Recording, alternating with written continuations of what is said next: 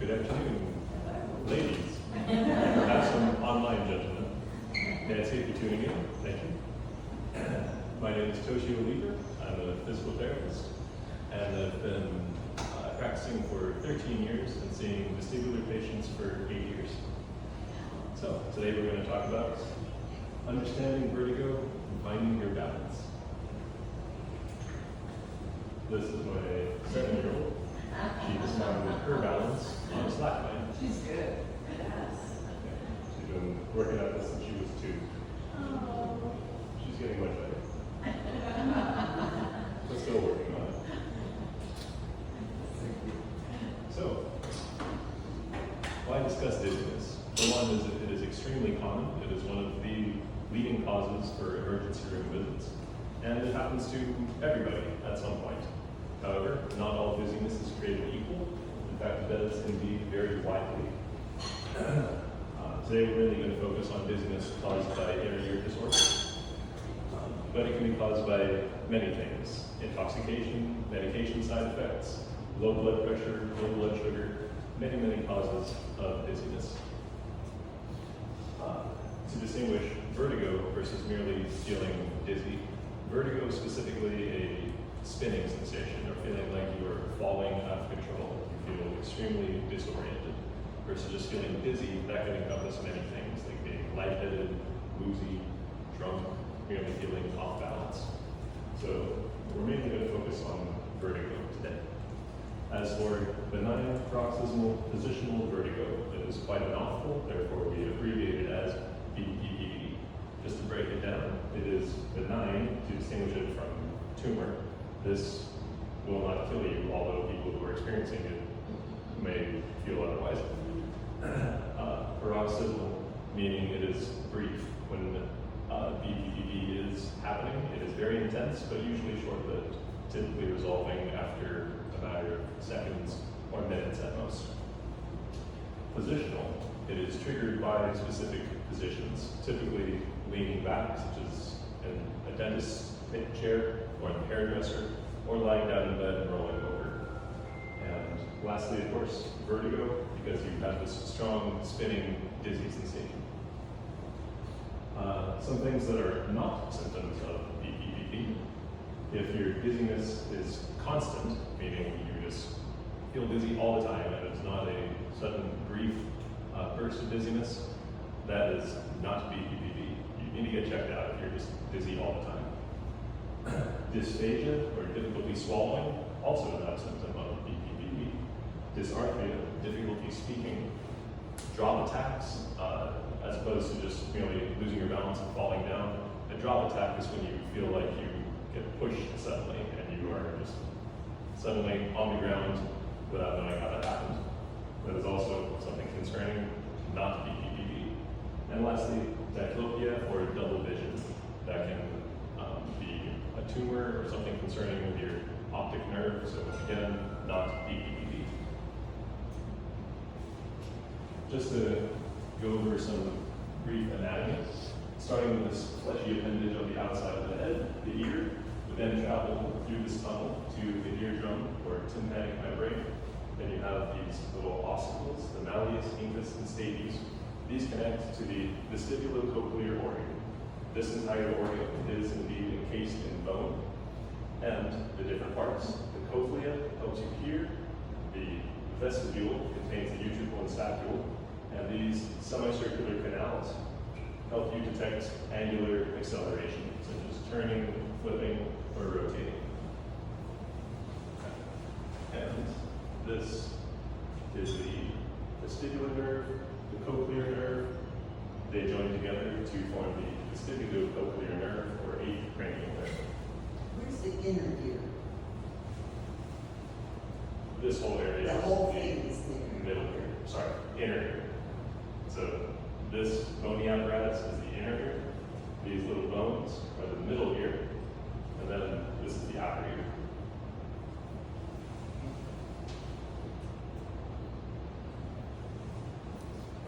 This is a closer view of just the vestibulocochlear organ. If you recall, this outer portion is all bone, but within that bone, you have this membranous labyrinth, This is shown here in purple. So you've got these three semicircular canals, the anterior, posterior, and the horizontal. Those help you detect rotational movements in three different planes of space. So if you are flipping, rolling, or turning, those are detected here in these semicircular canals. Here in the utricle and the saccule, you detect linear acceleration, such as when you're in a fast car. That feeling of acceleration is detected here in the utricle. Or in an elevator, that vertical acceleration is detected in the saccule. This purple membrane is filled with endolymph, a fluid that moves according to the movements of your head. And it is the movement of the endolymph that stimulates the little hair cells, which we will look at more closely momentarily. So in this very finely tuned system, there are many things that can go wrong. If you have inadequate blood flow, if you don't have enough blood coming into these sensitive vestibular organs, such as ischemia of this anterior canal, that will affect the anterior horizontal canals and the utricle. Or if the posterior canal is affected, that affects the saccule and the posterior canal. This is very common if you have uncontrolled hypertension, a history of stroke, obesity, diabetes, history of smoking. Anything that affects your blood flow can also result in dizziness if it is impacting your area. Meniere's disease is another potential cause of dizziness. If you recall, the outer portion is encased in bone, and then this purple area is that membranous labyrinth. So this is what normal looks like. There should be plenty of space within these semicircular canals. However, if you have excessive endolymph, then that can result in this, a dilated labyrinth, which causes increased pressure and therefore abnormal signals within your inner ear. This can also result in vertiginous symptoms. However, this feels different than BPPV in that this is typically much longer lasting. BPPV is very brief. This can last all day long. Something else that can go wrong. If you have excessive growth of the nerve, or an acoustic neuroma of that vestibulocochlear nerve, that also results in abnormal signals from the inner ear to the brain, and can potentially compress this facial nerve, resulting in some facial paralysis. This can be diagnosed with an MRI, and is typically monitored over time. If symptoms get bad enough, then surgery is required.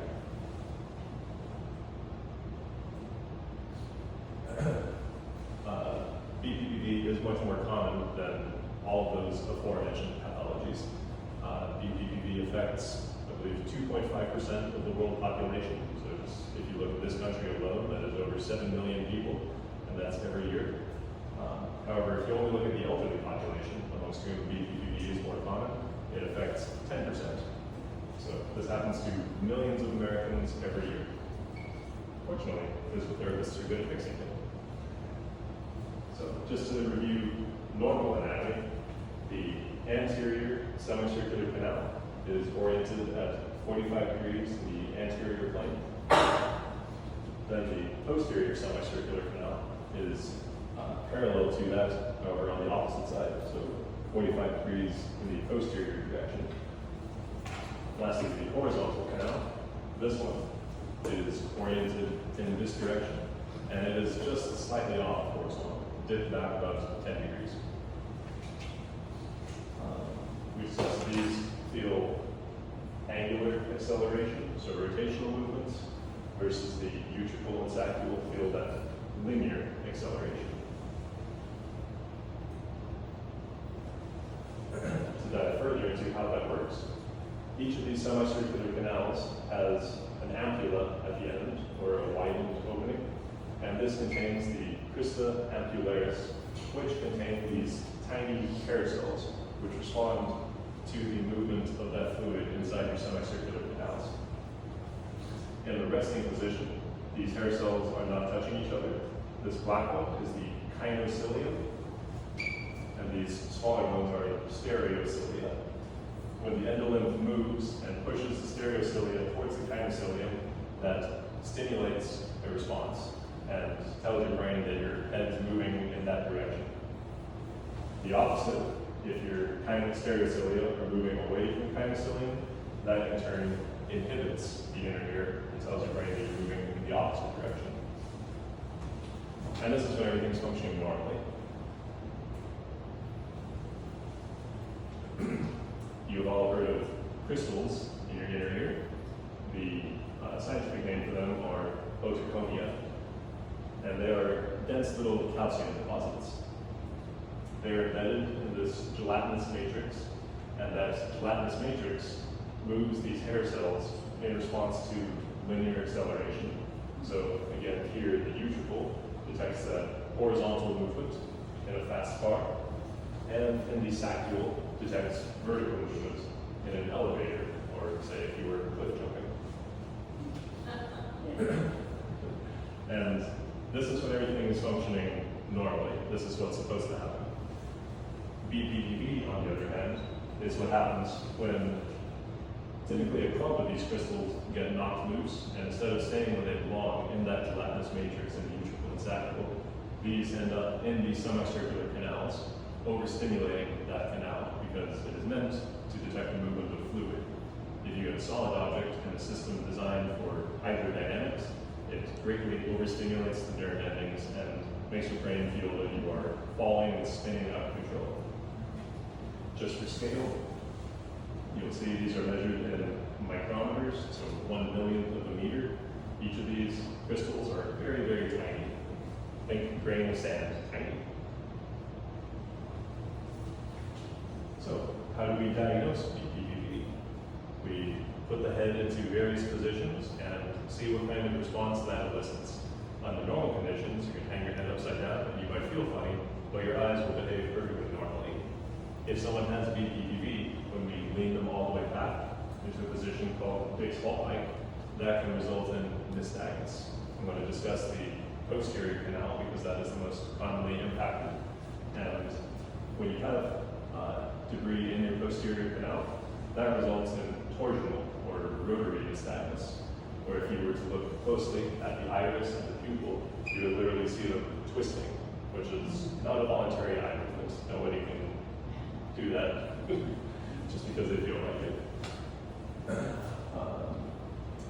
The posterior canal that will also result in vertical nystagmus, where the eyes are bouncing up and down, and it's typically a combined movement. It's both beating upwards and twisting towards the involved ear. Horizontal nystagmus is much less common, but that is characteristic of debris in the horizontal semicircular canal, and that causes the eyes to beat in the horizontal plane, side to side.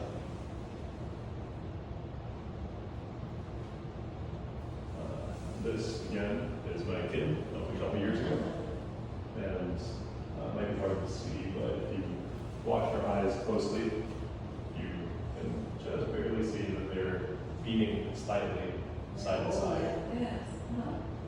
So we did this artificially by having her roll downhill, and because she doesn't mind feeling dizzy, she was able to produce nystagmus in herself, but she does not have BPPV. We merely overstimulated her horizontal semicircular canals to the point that that fluid motion made her brain believe that she was still spinning, simply because of the inertia of the endolymph within that horizontal semicircular canal. However, it does look just like that when somebody has BPPV in the horizontal semicircular canal. And this is a video and an ad. So this is an example of torsional nystagmus. So if you watch how the eye is bouncing, you can see how it is actually twisting a little bit. Let's see if we can get back to that point. So again, if you watch the veins in the eyes, that makes it a little bit easier to see how the eye is actually twisting. So this is an example of torsional nystagmus when one has BPPV in the posterior semicircular canal. And again, this is the most common form of BPPV, so I'm going to focus on the posterior canal most. Toshio, Yes. how can you tell which ear it is from looking at that? Based on the position that we are testing. However, it also, earlier I mentioned that there is both an excitatory and an inhibitory response based upon the movement of endolymph. So when it is excitatory, the eyes will beat towards the excited ear, or in this case, the right side. But we can also tell based on the position in which we are testing the patient. So we isolate each canal based on different positions that I will demonstrate momentarily. Excellent question.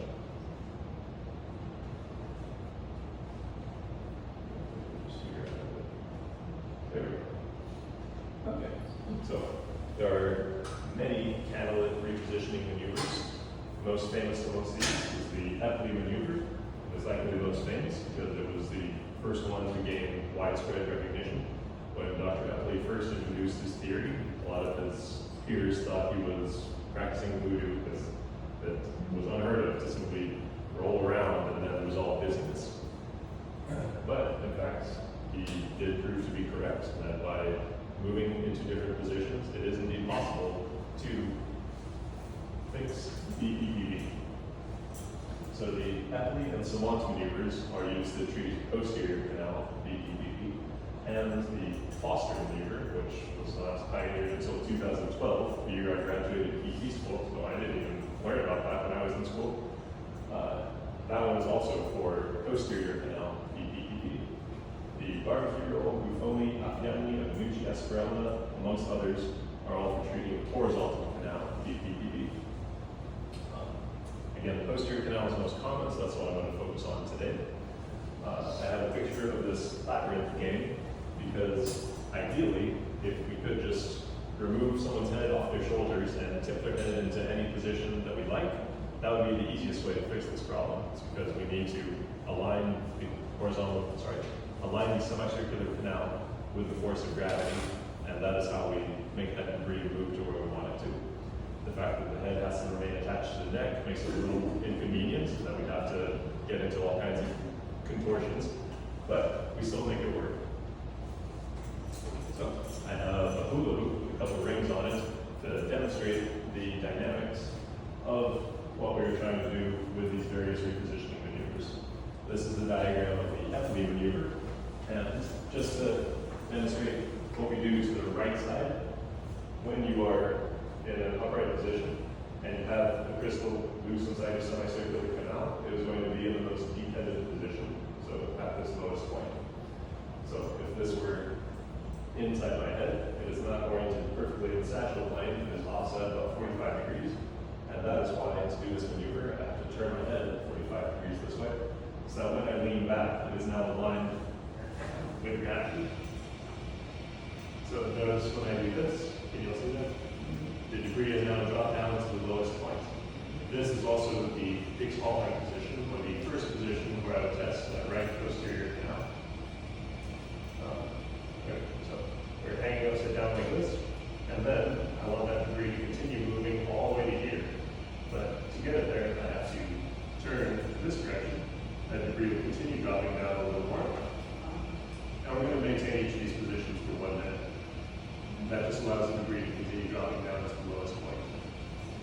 Next, we roll onto your side, and again, that debris will continue dropping down. Where will this be going to now? Just be roughly in this, at this angle at this point. And after 1 minute in this position, you would sit back up, and in doing so, that debris will continue dropping down to the lowest point. And at that point, hopefully, it has moved back into the utricle where it belongs. So that's an illustration of the Epley maneuver. Next, to demonstrate the Foster or half somersault maneuver. Incidentally, Dr. Foster is the only female physician to name one of these maneuvers after herself, but she humbly calls it the half somersault maneuver, which is refreshingly descriptive as opposed to all these men who simply name things after themselves.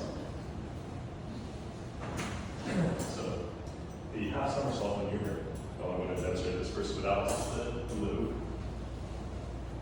That very first position, your head is upright, and this one is conducted in a quadruped, or a kneeling position. So from holding the head upright, you first look back as far as possible, and again, then just try to get the debris to drop down as far as possible. And then from here, you very quickly go down. So as you can see, it's a somewhat gymnastic maneuver, but by getting the head all the way upside down like that, that'll again get that debris to drop down to the lowest point. From this position, the head's turned 45 degrees because we're treating the right side, turning it to the right. And that will align that semicircular canal with the force of gravity when you lift your head to the next position. So the head is still turned 45 degrees. The posterior semicircular canal is aligned with the force of gravity. And then lastly, you sit back up. And at that point, in theory, the debris would have dropped down to the lowest point. So, just to illustrate that with the hula hoop, step one, so the debris is down here. When you tip all the way back, the debris would drop down to the lowest point. There's the lowest point. And at this point, you have to move quickly so that the debris doesn't drop back this way. If you move too slowly, the debris is going to go back to where it doesn't want to be. But if you're back here, and then you move quickly, then the debris will slingshot around back to the front. So that part of the maneuver does have to be performed pretty quickly, and you do need enough range of motion to get all the way down into that position. Let's see, at this point, we're still angled in that direction. So we're going to turn the head. That'll align the semicircular canal with gravity. And then when you raise up a little bit, the debris continues to drop down. When you raise all the way up, the debris will continue to drop down to the lowest point, back into the utricle. Toshio, Yes. can you have it affect both ears at the same time? Yes. That is uncommon, but yes, that can happen. And that is, Can you do this maneuver if you're on the floor? yes, And the athlete really needs to be healthy. yes. And all these maneuvers can be modified, but yeah, part of the athlete maneuver does indeed involve a decent amount of cervical extension. And by that, I mean your head does need to get lower. You know, it has to tip back far enough that the debris will actually drop down, as opposed to when you're just lying flat, the debris will, you know, simply rest in the posterior aspect of the canal, but it won't drop down far enough to eventually. Let's see. So this is in this position, the debris is dropping down, and we return, the debris drops down a little more. When you roll over, so in order to get to this point, you do have to start off by tipping way back. And if you don't do that, then, well, so VPPV does typically resolve in a matter of weeks. However, no one wants to feel bad for a couple of weeks when you could resolve it in a matter of minutes. So, yes, ideally, if you simply do the maneuver correctly a couple times, it usually makes a huge difference. Any other questions regarding these maneuvers? I'm just wondering if you're not physically able to do those really quick movements or the extreme head back, can you be manipulated into that kind of position, or do you have to be able to do that? Yes, it is possible to work around all these limitations. I've treated patients with cervical fusions who cannot move their head back at all. And to do that, we simply tip the table back. And so if the table is tilted up like so, then when you do that, the head does get into the correct position, even though there's virtually no strain upon the spine. The spine is still relatively straight. So again, going back to what I said about having a labyrinth and just moving your head around like a labyrinth, your neck is not important. Ideally, I don't want to hurt your neck while I'm doing these things.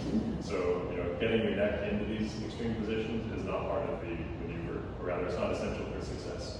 Merely aligning these labyrinths with the force of gravity, that's the only thing that matters.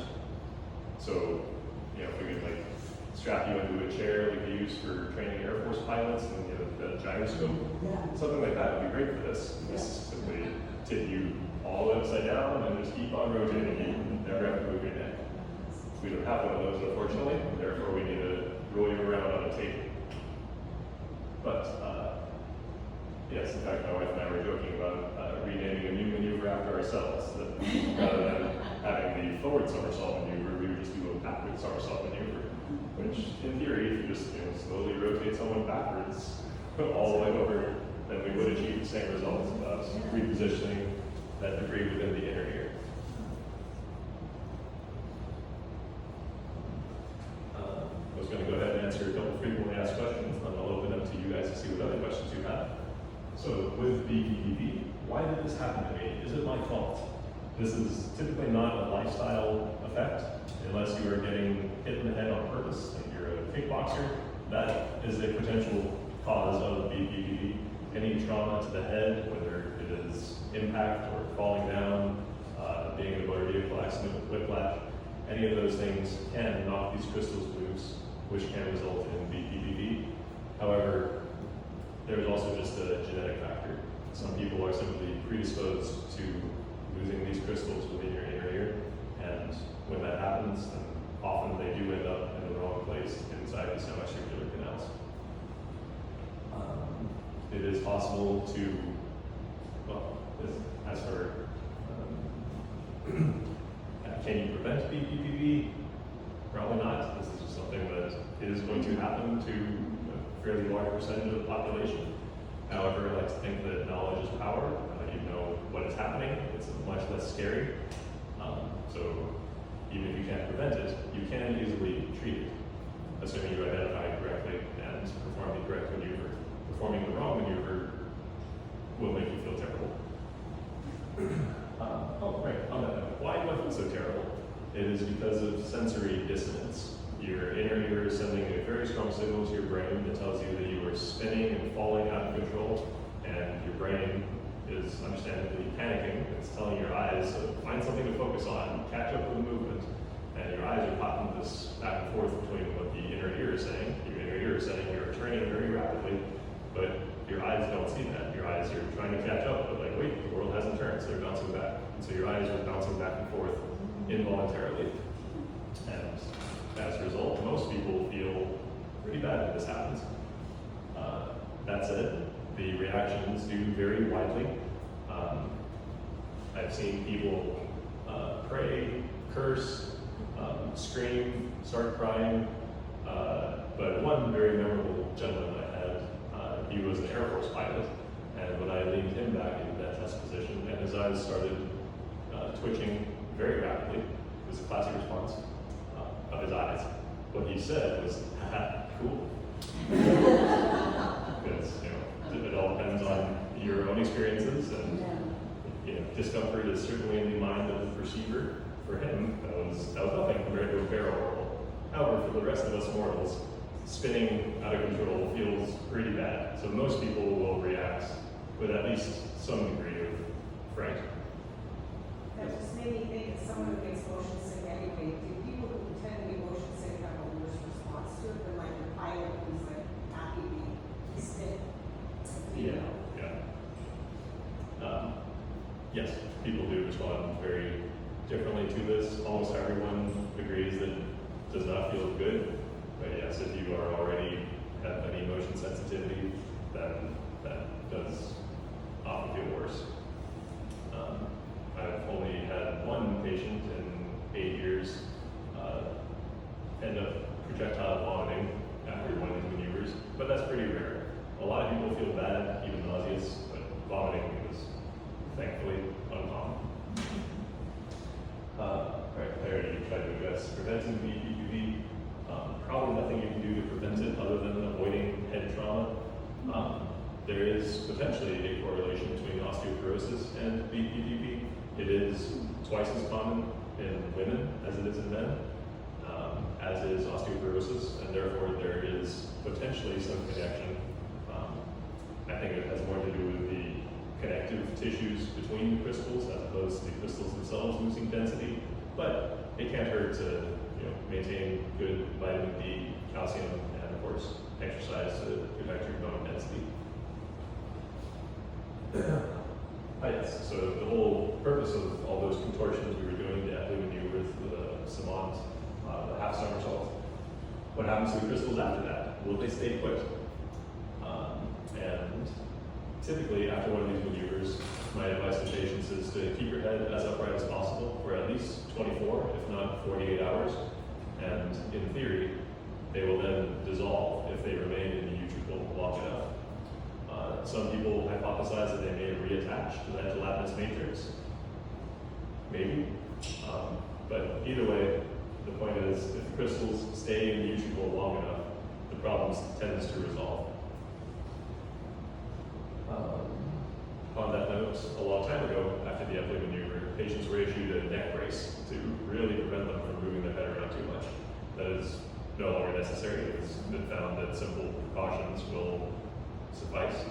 And some practitioners even say, okay, you did the maneuver, great, now go about your day, you're cured. That's usually true, but not always. There is a small but statistically significant difference between those who do follow precautions and those who do not. And so given how bad this feels, I recommend that patients go ahead and play it conservative and try to keep your head as upright as possible for 24 to 48 hours. How do you sleep? In a recliner at about 45 degrees, if that's an option. If that's not, then at least propping yourself up with a few pillows to again try to keep those semicircular canals in a more upright position. Because if you lean back all the way, then that's often how the problem starts in the first place. That said, good sleep is important. If you simply cannot sleep in an upright position, then do what you need to do. Hopefully you're one of those individuals that everything resolves perfectly after one or two maneuvers. But if the debris does end up back where it doesn't belong, it's not the end of the world. We just have to do the maneuver again. That said, it is possible for the debris to move from one canal to a different canal, and that gets a little trickier to treat. Most vestibular therapists are excellent at the epley maneuver. That's the most widely known maneuver, which is for treating the posterior canal, the most commonly affected canal. Treating and diagnosing the horizontal canal is trickier. It can be done, but it is more difficult than treating the posterior canal. But that's what all those other maneuvers are for. And I just addressed that. Do you really have to stay upright? It is recommended, but not essential. You'll probably have the same outcome regardless, but just to play it safe, I do tell folks to stay upright if you can. Those are some of the most common questions I get. What else do you have? Two things. Does BPPV have anything to do with dehydration? Unlikely. Hydration is more likely to affect situations like Meniere's disease. There's too much fluid inside these semicircular canals. However, dehydration can make you feel dizzy if that results in decreased blood pressure. So it's always a good idea to stay hydrated, Right. regardless of whether or not you have BPPV. So probably not, but stay hydrated. And my other question is does it usually occur when you're getting up, or can you be just walking straight? Is it always Revisionist when you're attack getting up? from BPPV. Yeah. It typically occurs with a positional change, like Okay. lying down specifically. Okay. It can happen from rolling over or theoretically even turning twisting. However, that is much less common. It is typically associated with lying down. Classically in a dentist's chair or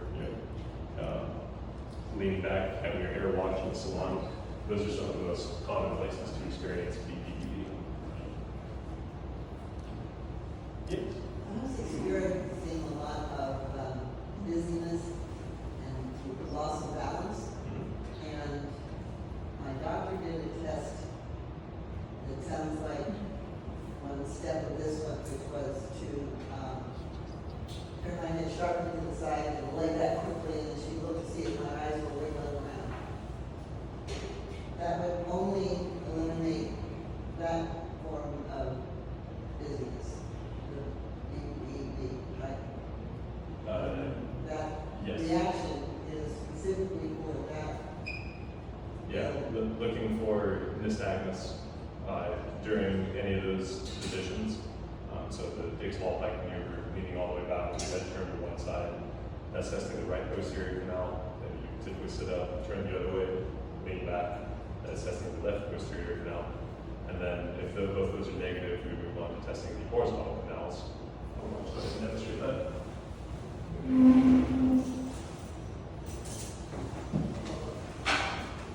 So head turn to the left. This is testing the left posterior canal. You hang out here for a minute. If negative, sit up, turn the other way.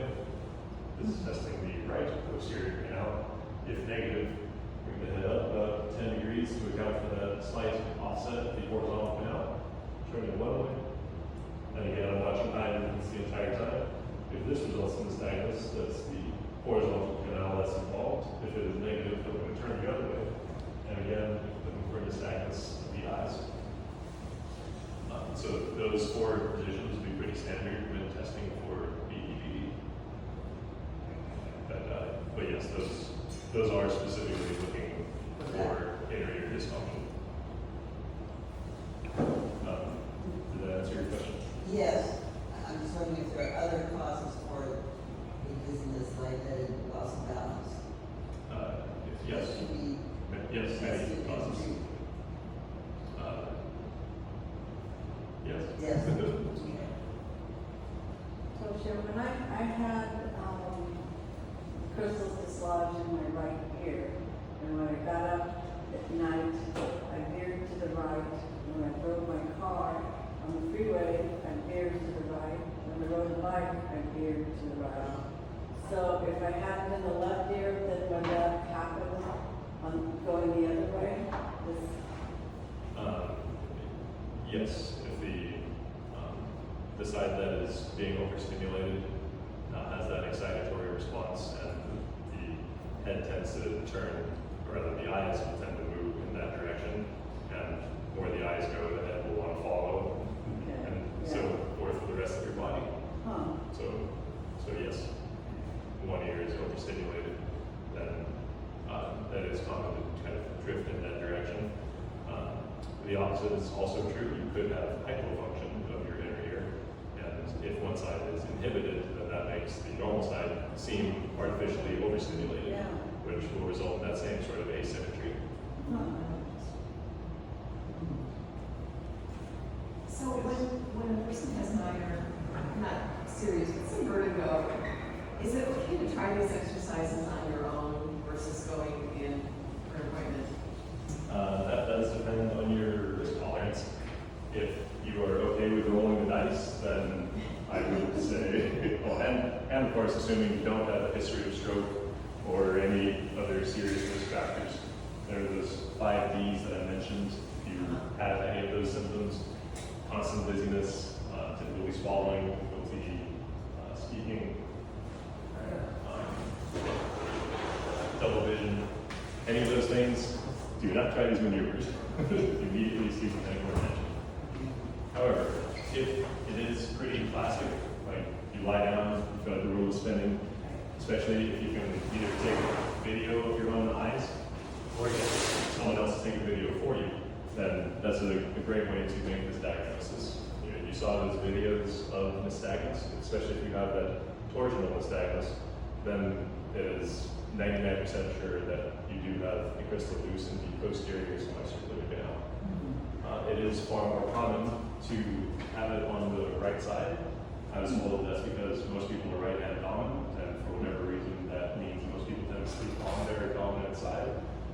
So then, of course, force of gravity, that's the pull things into that right posterior semicircular canal.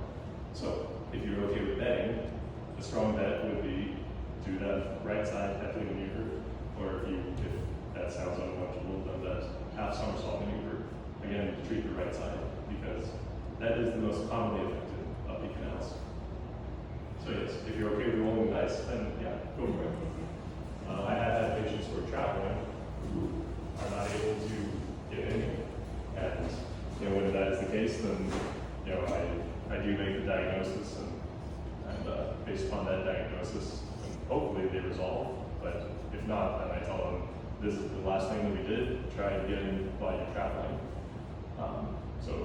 always preferable to be seen by a professional, but if that's not possible, and you're okay with taking a little risk, then yes, try the right side heavily maneuver or half somersault. Based on what you just said, is it better to alternate the way you sleep, right to left? Potentially, I don't know if that's been studied. But maybe. I mean, from a musculoskeletal perspective, I would say yes, it's a good thing to switch things up, try to keep yourself as symmetrical as possible. From a vestibular perspective, I don't know the answer, but yeah, typically it is a good thing to practice both sides.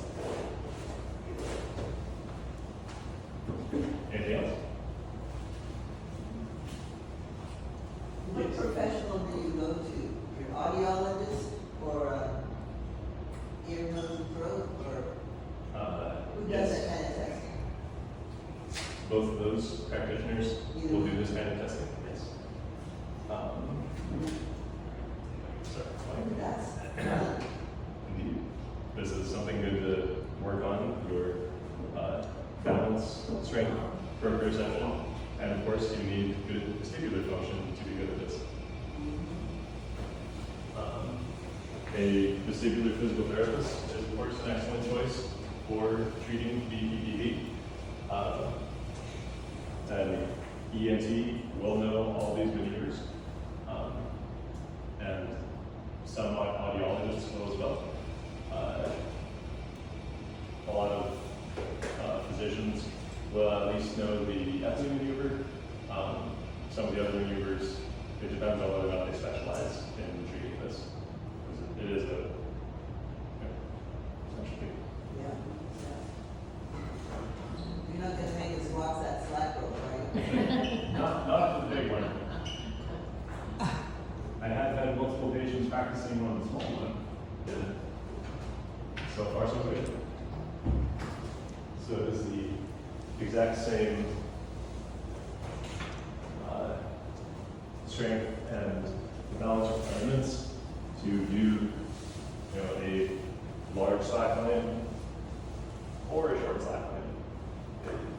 Use the exact same senses. I've been playing with these for about 20 years now, and it's an excellent way to train your core, proprioception, strength, and concentration. Do you ride a unicycle? Not only the electric variety. The analog unicycle is still beyond my abilities, but I have too many hobbies.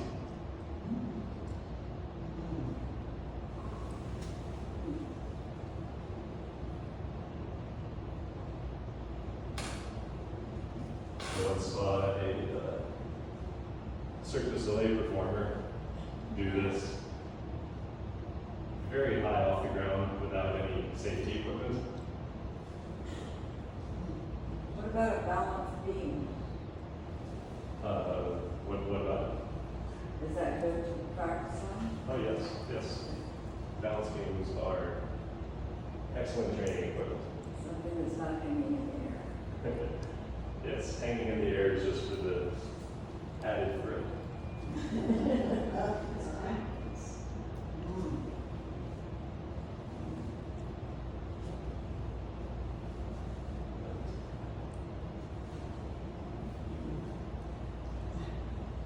My boss insisted on the mats underneath me.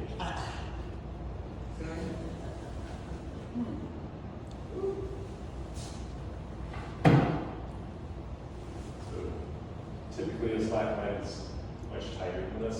That makes it a lot easier. But this one puts a lot less tension on the door.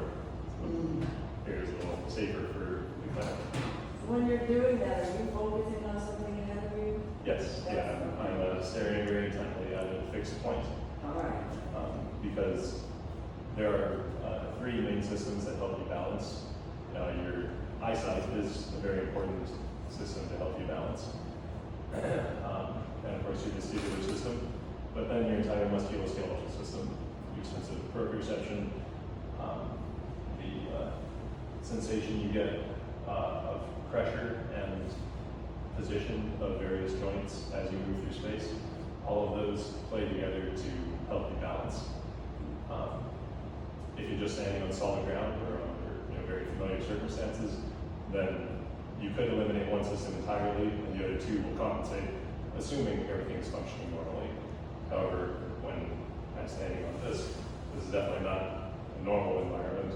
My sense of proprioception is much less reliable when I'm standing on a wiggly line, and therefore I'm relying much more on my eyesight and my vestibular system.